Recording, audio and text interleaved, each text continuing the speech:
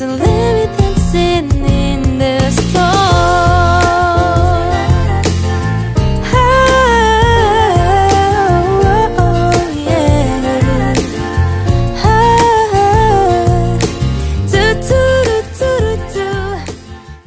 Saya akan melanjutkan presentasi dari teman saya sebelumnya.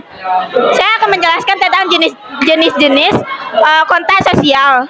Yang pertama, kontak sosial primer. Kontak sosial primer merupakan hubungan timbal balik antar individu atau antar kelompok yang terjadi secara fisik. Contohnya berjabat tangan. Yang kedua, kontak sosial sekunder merupakan hubungan timbal balik antar individu atau kelompok melalui perantara. Baik, setelah itu saya akan menjelaskan tentang jenis-jenis komunikasi. Yang pertama ada komunikasi verbal. Komunikasi verbal adalah merupakan bentuk komunikasi secara lisan seperti berbicara. Yang kedua, komunikasi secara nonverbal merupakan bentuk komunikasi dengan menggunakan gestur tubuh. Baiklah, saya akan menyampaikan materi selanjutnya, yaitu ciri-ciri interaksi sosial. Yang pertama, jumlah pelaku lebih dari satu orang. Yang kedua, ada komosi antara pelaku dengan menggunakan simbol-simbol. Dan yang terakhir adalah adanya tujuan-tujuan tertentu. Baiklah, saya akan menjelaskan tentang materi terakhir, yaitu faktor pendorong interaksi sosial. Yang pertama ada imitasi, yaitu merupakan suatu sikap yang meniru atau mengikuti orang lain. Yang kedua ada identifikasi, yaitu pendorong untuk kita melakukan sesuatu yang diperintahkan oleh pihak lain.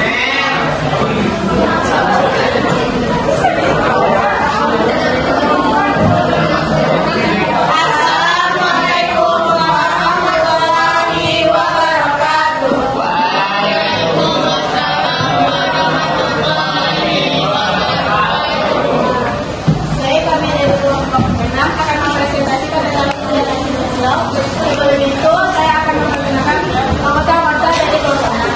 Pertama, saya sendiri yang kedua Adrian, ketiga Sinirata, dan keempat kita mendadak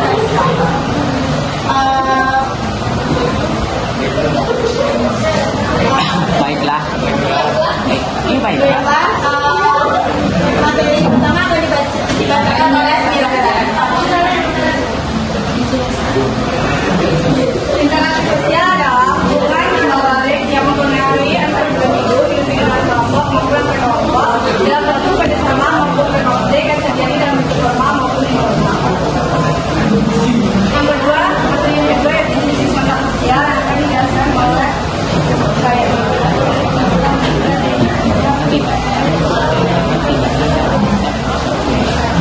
Jenis-jenis kontak sosial. Yang pertama, kontak sosial primer merupakan hubungan timbal balik secara individu maupun antar kelompok secara fisik. Yang kedua, kontak sosial sekunder merupakan hubungan timbal balik antar individu atau kelompok secara perantara. Sekunder langsung merupakan perantara yang masih diterima oleh yang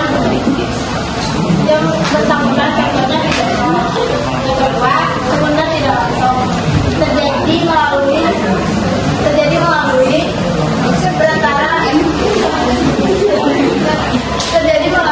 perantara dan tidak langsung diterima bagi yang bersangkutan, contohnya melalui kurir.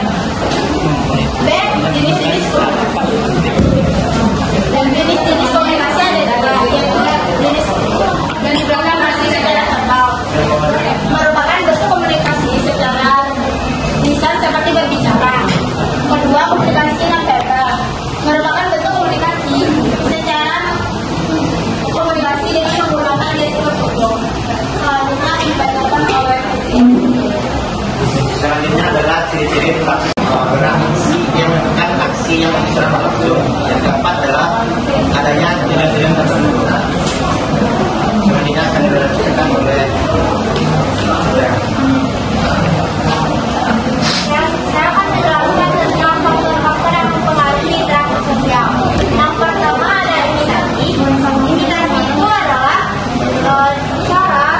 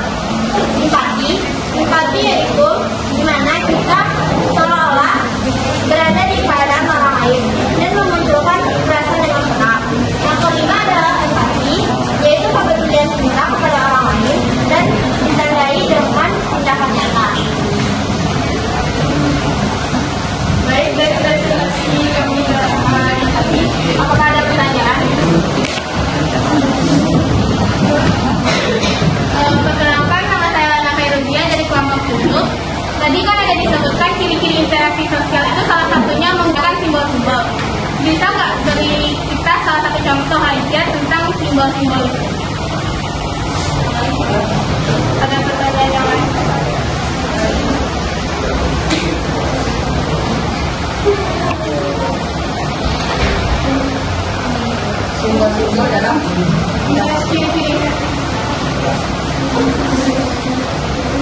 Ada lagi yang lainnya.